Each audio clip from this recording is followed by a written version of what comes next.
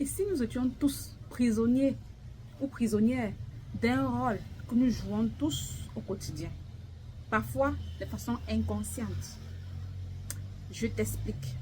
J'ai remarqué que dans nos interactions quotidiennes avec les gens, on se retrouve parfois en train de jouer des rôles, parfois de façon inconsciente.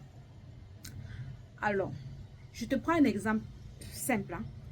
Tu vas voir par exemple ton frère qui est peut-être dans un mariage ou peut-être ça ne fonctionne pas bien et qui a un problème peut-être avec son épouse. Ils ont parfois des problèmes. Alors toi, tu prends sur toi de te dire, ok, je vais venir en aide à ce frère. Je vais lui donner quelques conseils pour qu'il puisse soit améliorer cette relation, soit en sortir de cette relation. Quand tu y vas, tu pars avec le rôle du sauveur. Et ton frère dans cette histoire est une victime, selon toi.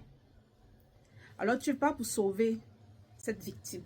Quand tu arrives pour sauver ton frère, tu donnes les conseils à ce frère. Tout le temps, tu es derrière ce frère pour conseiller, pour conseiller.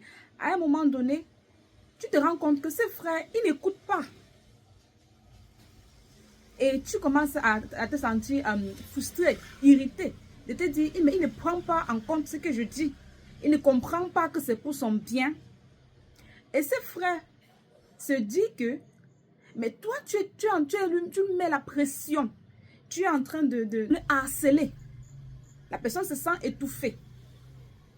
Et la personne peut-être te manque de respect, bien te donne des phrases qui ne te plaisent pas. Voilà comment tu es choqué.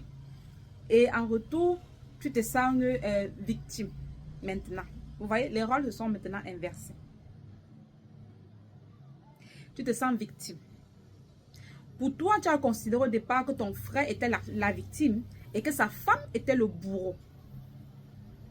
Mais cette fois-ci, toi qui es venu en sauveur dans ce couple, tu te retrouves en mode victime parce que quelqu'un vient de refouler ton aide.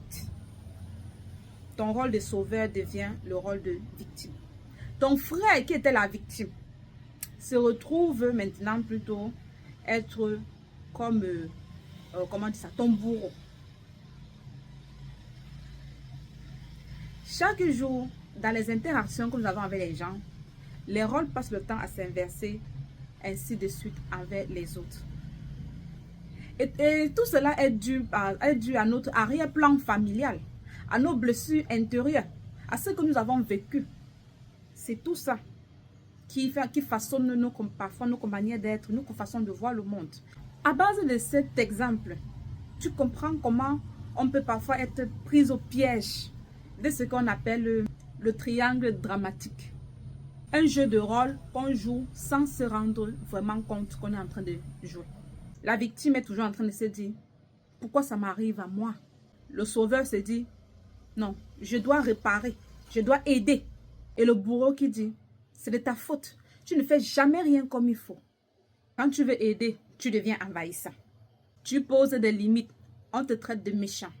Tu te donnes pour les autres, tu finis seul, vidé, incompris. C'est un piège émotionnel souvent né des blessures intérieures de notre enfance et de notre arrière-plan familial.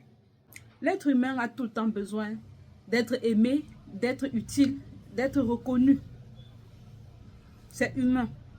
Donc, la vraie question, c'est pas quel rôle tu joues, mais qui es-tu réellement lorsque tu ne joues pas. C'était Blandine Tous. À bientôt pour une autre vidéo.